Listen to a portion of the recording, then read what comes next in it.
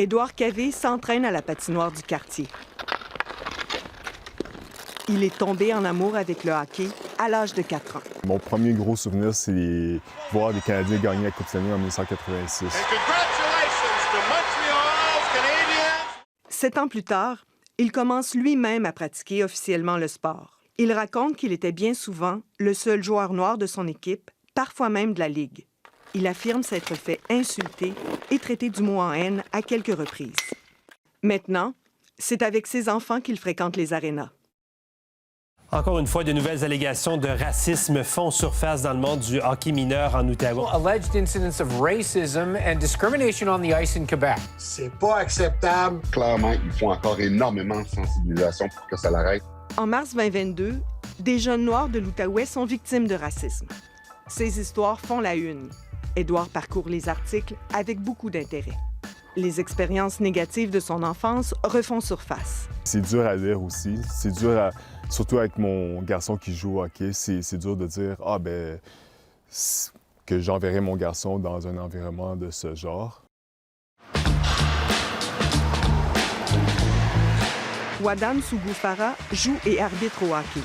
Il connaît les victimes des incidents car il les croise souvent dans les arénas. Pour jouer à ce niveau-là, il faut que ça soit ta passion, le hockey. Il faut que tu vives de ça. T'aimes le hockey, puis le hockey t'aime pas en retour. Je trouve ça vraiment triste. Le sport te redonne pas l'amour que toi tu y donnes. Puis j'ai mal pour ces jeunes-là. Bien qu'il apprécie son parcours dans l'univers du hockey, il a lui aussi entendu ses adversaires utiliser le mot qui commence par la lettre N.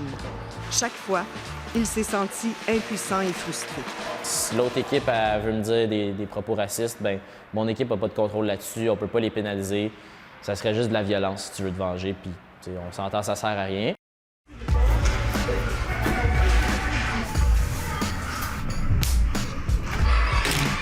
Depuis quelques mois, Colin Ali porte l'uniforme rayé. 4 Noirs sont arbitres au sein du hockey mineur en Outaouais. En raison des histoires de racisme, l'homme de 49 ans explique avoir été inquiet à ses débuts. Même s'il pratique le basketball et le football, c'est au hockey qu'il éprouve une certaine gêne. Souvent, je me sens un peu mal à l'aise, un peu inquiète, un peu anxieux en rentrant dans un milieu nouveau. Et c'est sûr qu'une partie de l'anxiété, ça vient du fait que je suis noir. Comment changer ça?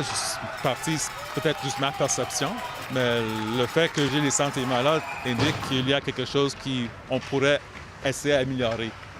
Colin convient que pour être plus inclusif, il faut davantage d'arbitres et d'entraîneurs issus des communautés.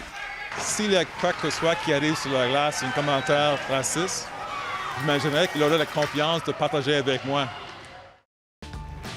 Édouard, Colin et Wadan sont convaincus qu'avec plus d'éducation, d'écoute et d'empathie, de plus en plus de jeunes d'univers variés vont pouvoir pratiquer notre sport national. Ici Alexandre Anger, Radio-Canada, Gatineau.